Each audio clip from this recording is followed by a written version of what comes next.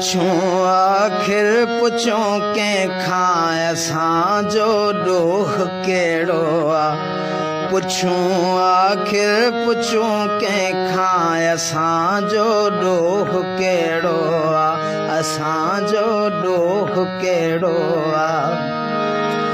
असां माण्हू न माराया, असां टावर न केराया।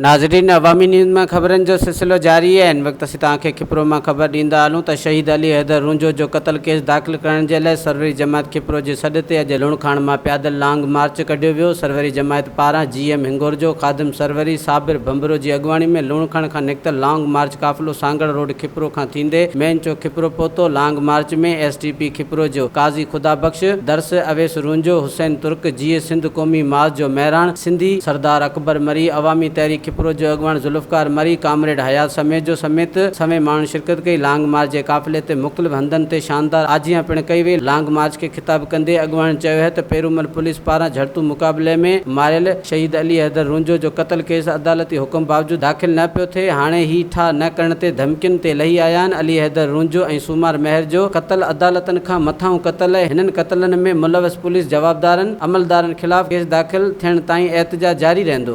ज़ालिम पुलिस जे ख़िलाफ़ आहे जिन्हें हिते बेगुनाह मासूमनि जो खून वहायो, उन्हनि खे फांसी ताईं पहुचाइण जे लाइ असांजी जदोजहद जारी रहंदी।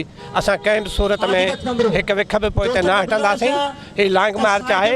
असां अॼु खां वरी अॻिते नई जदोजहद जो ऐलान कंदासीं।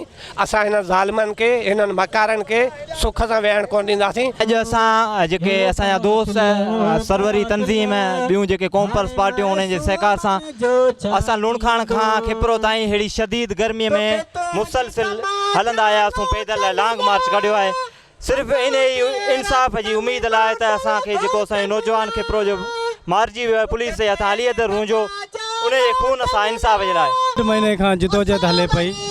मुख़्तलिफ़ तरीक़नि सां असां बुख हड़तालूं बि कयूं, असां एहतजाज बि कया। अॼु लांग मार्च आहे जंहिंमें हज़ारे माण्हू शरीक आहिनि तव्हांजे साम्हूं। इहे सभु माण्हू चाहिनि था त नाहक थियल क़त्ल जेको नाहक क़त्ल कयो वियो उन सां इंसाफ़ थिए। ही हिकिड़ी पीपुल्स पार्टी जी हुकूमत आहे सिंध में। ही कहिड़े क़िस्म जी जमहूरियत आहे?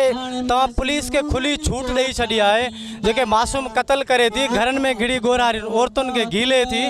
ही पीपुल्स पार्टी जी कहिड़ी हुकूमत आहे, कहिड़ी जमहूरियत आहे? शहीद अली हैदर रुंजो शहीद सूमार महर जे नाहक खून ख़िलाफ़ जेका मुसलसल 1.5 महीने खां एक्शन कमेटी जदोजहद एक्शन कमेटी वारे ॻतारी जदोजहद उहा जारी आहे। असां हिन मार्च में शामिल माण्हुनि ऐं हितां जे सभिनी तंज़ीमनि जे हवाले सां इहा घुर था कयूं सुप्रीम कोर्ट जे जज खां त इहा स्टे ऑर्डर वारो जेको सिस्टम आहे इहो ख़तमु करे जवाबदारनि खे कानूनी कटाड़े में आणे सज़ा ॾिनी वञे। असीं सम्झूं था हिन वक़्तु सिंध में पीपुल पार्टी जे हुकूमत जे नाले सां हिकिड़ी डिक्टेटरशिप आहे जेको सॼे सिंध में पुलिस वॾेरनि भोतारनि जी कमदार बणिजी चुकी आहे। थाणा जेके आहिनि उहे वॾेरनि जा मतिलबु जेके भोतार आहिनि पीपुल पार्टी जा जेके चूंडियल नुमाइंदा आहिनि उन्हनि जा फ्रेंचाइज़ आहिनि।